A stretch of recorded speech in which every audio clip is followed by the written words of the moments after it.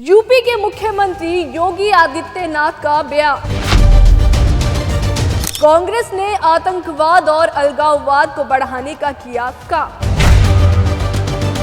प्रदेश में जैसे जैसे चुनाव नजदीक आ रहे हैं वैसे वैसे सभी राजनीतिक पार्टियों की चुनावी प्रचार भी तेज होते हुए नजर आ रहे हैं। अगर बात की जाए यूपी के सीएम योगी आदित्यनाथ की, तो आज योगी आदित्यनाथ सोनीपत के राय विधानसभा में एक रैली को संबोधित करते हुए नजर आए। आपको बता दें कि उन्होंने जन आशीर्वाद रैली को संबोधित किया और राय से बीजेपी के प्रत्याशी के लिए वोटों की अपील भी की।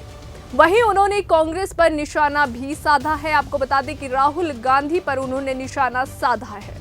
उन्होंने कहा कि राहुल गांधी को जब दूसरे प्रदेश में जाते हैं तो पहले प्रदेश को कोसते हैं और विदेश में जाने के बाद वे भारत को कोसते हैं। कांग्रेस पार्टी ने आतंकवाद और अलगाववाद को बढ़ाने का काम किया है।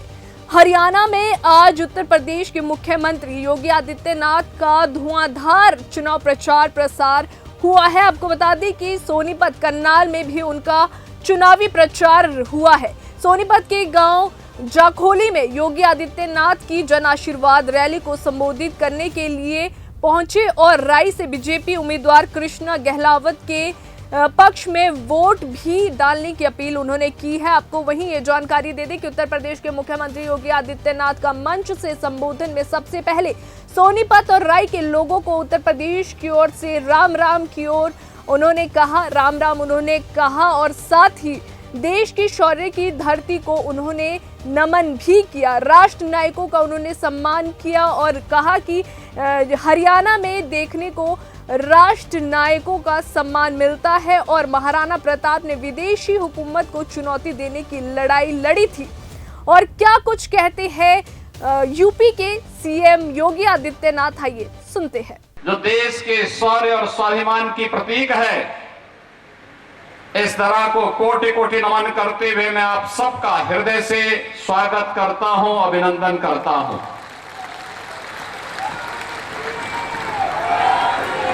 ये मेरा सौभाग्य है कि जब मैं यहां पर मंच पर आ रहा था तो मुझे सबसे पहले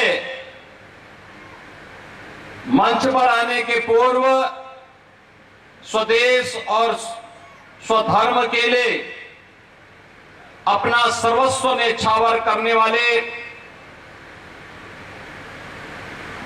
राष्ट्र नायक महाराणा प्रताप के श्री चरणों में नमन करने और पुष्पांजलि करने का सौभाग्य प्राप्त हुआ। मैं अभिनंदन करता हूं आपका कि राष्ट्र नायकों का सम्मान कैसे होना चाहिए। महाराणा प्रताप की अश्वारोही ये भव्य प्रतिमा इस बात की प्रतीक है और हमें जब तक इस प्रकार के राष्ट्र नायकों का सानिध्य प्राप्त होता रहेगा भारत का कोई बाल बांका नहीं कर पाएगा। यह कहते हुए आज मुझे आप सबके बीच में प्रसन्नता की अनुभूति हो रही है। बहनों और भाइयों, महाराणा प्रताप ने उस समय जो सबसे बड़ी विदेशी हुकूमत थी, ताकत थी, उन आक्रांताओं को चुनौती दी थी। महाराणा प्रताप की लड़ाई सत्ता की लड़ाई नहीं थी और स्वाभिमान की लड़ाई थी, स्वदेश और स्वधर्म की लड़ाई थी। उन्होंने कहा था उस समय भी कि सत्ता के लिए नहीं, अगर उन्हें केवल सत्ता ही प्यारी होती तो एक बार केवल अकबर ने तो उन्हें कहा था, एक बार केवल महाराणा लिख के ही दे दे कि हम दिल्ली के अधीन कार्य करेंगे तो उनकी सत्ता को, चित्तौड़ और मेवाड़ की सत्ता को हम छेड़ेंगे नहीं। लेकिन महाराणा ने कहा नहीं, इसकी युद्ध के मैदान में इसका फैसला होगा। और बहनों और भाइयों, महाराणा प्रताप ने उस समय की जो सबसे बड़ी चुनौती थी उसका मुकाबला करते हुए अंततः अपने जीवन के कालखंड में वे सभी किले और दुर्ग अकबर से वापस लिए थे। अकबर को उस समय उन्होंने चुनौती देते हुए किस तरीके से मेवाड़ और चित्तौड़गढ़ के स्वाभिमान और सम्मान की रक्षा करते हुए स्वदेश और स्वधर्म के लिए उन्होंने कार्य किया था। आज भी भारत के इतिहास का स्वर्णाक्षर इससे भरा पड़ा है। महाराणा प्रताप ने तत्कालीन समाज को जोड़ा था। भी हम लोगों के लिए कहीं ना कहीं एक भारत श्रेष्ठ भारत के प्रधानमंत्री मोदी जी के विजन को आगे बढ़ाने का ही एक लड़ाई है।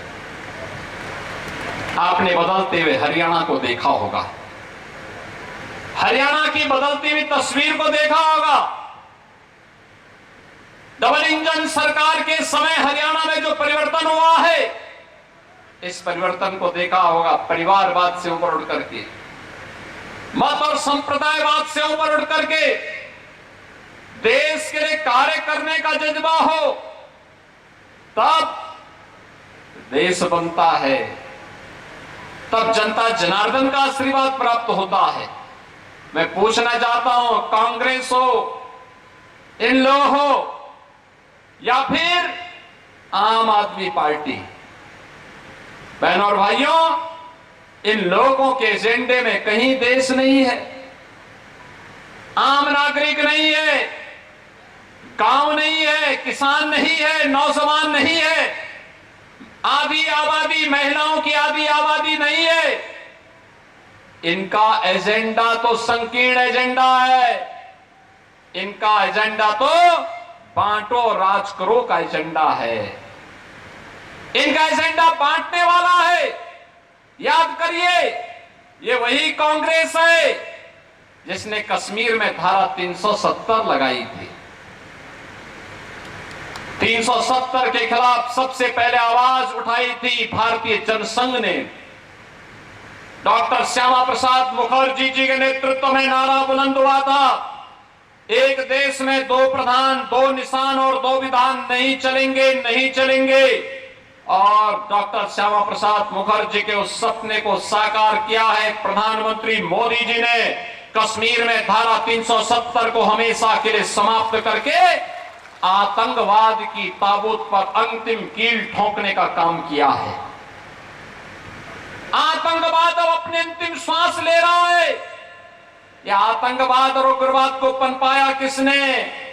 ये कांग्रेस का डीएनए है जो आतंकवाद और नक्सलवाद को पनपाया है। लेकिन भारतीय जनता पार्टी उसका सफाया कर रही है, पूरी तरह सफाया कर रही है। बहनों और भाइयों, मैं आपसे ये कहने के लिए आया हूं, कांग्रेस धारा 370 नहीं हटाई क्योंकि उसे मुस्लिम वोट चाहिए था। कांग्रेस जाति, मत और पंथ के आधार पर, संप्रदाय के आधार पर देश को बांटने वाली पार्टी है। क्षेत्र और भाषा के आधार पर देश को बांटने वाली पार्टी है। आपने राहुल गांधी का कार्य देखा होगा।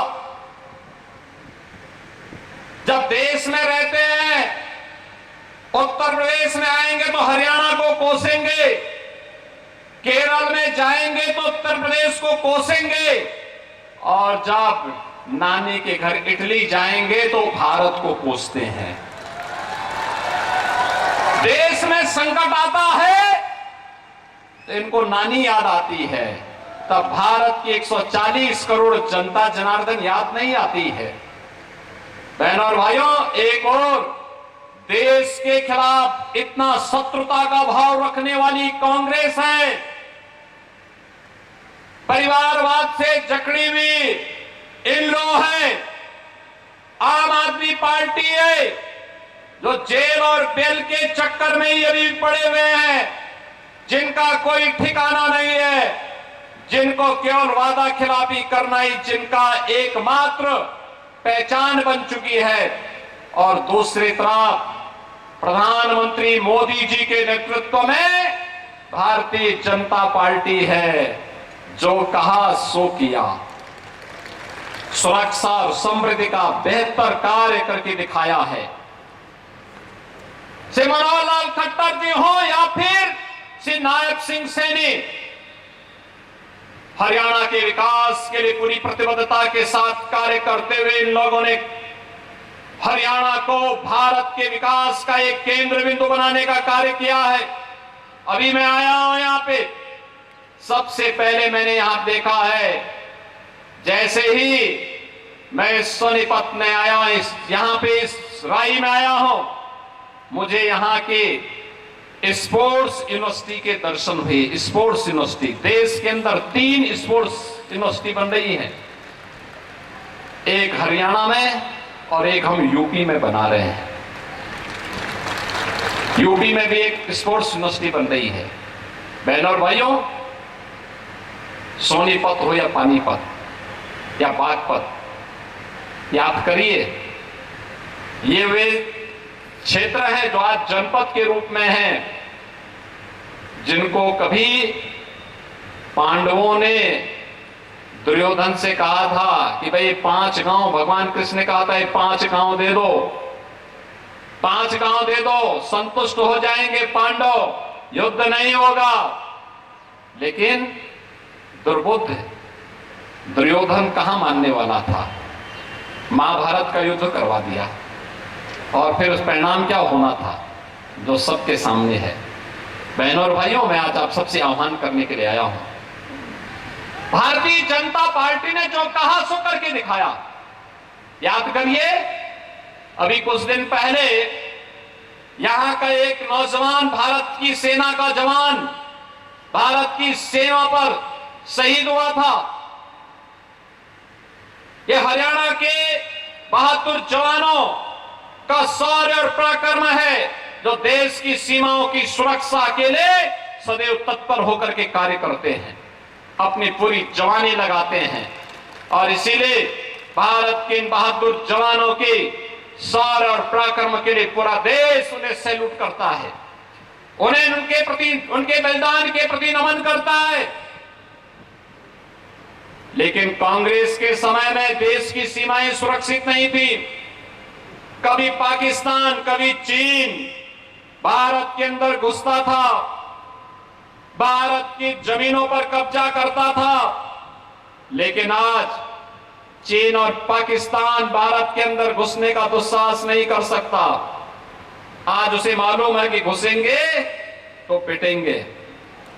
आज उसे मालूम है, आज तो अगर कहीं कोई हरकत, भारत विरोधी हरकत पाकिस्तान के अंदर है, सीमा पार कहीं होती है, भारत के बहादुर जवान जाकर के सर्जिकल स्ट्राइक के माध्यम से उनका काम तमाम करते हैं, और पाकिस्तान बाद में चिल्लाता रहता है कि साहब जान बचाओ, जान बकस दो बस एक बार। ये नए भारत की नई तस्वीर है, जो अपने देश की सुरक्षा भी और भारत की संप्रभुता को भी सुरक्षा रखने के लिए एक जज्बा रखता है। और दूसरी तरफ बहनों और भाइयों, याद करिए, मैं आया, मैंने आपसे पहले आते ही कहा राम राम। अयोध्या में रामलला का भव्य मंदिर भी बन गया, 500 वर्षों का इंतजार समाप्त हो गया। आखिर 1947 में यह देश आजाद हुआ था, पंडित जवाहरलाल नेहरू देश के प्रधानमंत्री बने थे, उनका दायित्व तो था ना कि सबसे पहले अयोध्या में राम मंदिर बनाते। ये काम वो भी तो कर सकते थे, तब तो विवाद भी नहीं था इतना। लेकिन जब भारतीय जनता पार्टी की सरकार बनी, सारे विवाद समाप्त करवाए गए, और आज अयोध्या में भगवान राम का भव्य मंदिर का निर्माण भी हो गया है। भव्य मंदिर का निर्माण हो गया अयोध्या में। भगवान राम का भव्य मंदिर 500 वर्षों के बाद रामलला अयोध्या में विराजमान हो गए। अयोध्या में इंटरनेशनल एयरपोर्ट बन गया। इंटरनेशनल एयरपोर्ट का नाम महर्षि वाल्मीकि के नाम पर रखा गया। माता सबरी भोजनालय जो चल रहे हैं, माता सबरी के नाम पर चल रहे हैं, क्योंकि भगवान राम के लिए जब वे वनों में भटक रहे थे, तब माता सबरी ने अपने बेर उन्हें खिलाए थे, और इसीलिए उनके प्रति कृतज्ञता करने, ज्ञापित करने। ये डबल इंजन की सरकार हरियाणा में आने के बाद पिछले 10 वर्षों के अंदर हरियाणा में व्यापक परिवर्तन देखने को मिला है। आज यहाँ पे जाति, मत और मजहब के आधार पर नहीं, बल्कि विकास की बात होती है, रोजगार की बात होती है, किसान को किसान सम्मान निधि की बात होती है, गरीब के लिए आवास की बात होती है, गरीबों के लिए फ्री में राशन की बात होती है। और 1 डिस्ट्रिक्ट 1 मेडिकल कॉलेज बनाने की बात होती है। अन्यथा कांग्रेस के समय में एक मेडिकल कॉलेज किसी एक कोने में बनता था, लोग मानते थे चलो हो गया। लेकिन आज तो हर जिले में एक मेडिकल कॉलेज बनाया जा रहा है। हर घर नल की योजना से शुद्ध पेयजल उपलब्ध करवाने का कार्य किया जा रहा है। स्पोर्ट्स यूनिवर्सिटी बन रही है। विकास समान रूप से हो, कहीं कोई भेदभाव न हो, यह भारतीय जनता पार्टी करके दिखा रही है। और बहनों और भाइयों, आज इसी भाव के साथ हम सब आपके बीच में आए हैं। श्रीमती कृष्णा गहलावत जी को भारतीय जनता पार्टी ने एक लोकप्रिय प्रत्याशी के रूप में आपके बीच में उतारा है और मैं उत्तर प्रदेश से केवल आपसे यही अपील करने के लिए आया हूं कि श्रीमती कृष्णा गहलावत जी के पास एक लंबा अनुभव है, प्रशासन का भी, एक जनप्रतिनिधि के रूप में भी, और साथ साथ नौजवानों को रोजगार के साथ कैसे जोड़ना है, इंडस्ट्री और इंस्टीट्यूशन को आपस में जोड़ करके रोजगार की नई संभावनाओं को कैसे आगे बढ़ाया जाता है, यह कार्य भी वो तेजी के साथ आगे कर सकती है।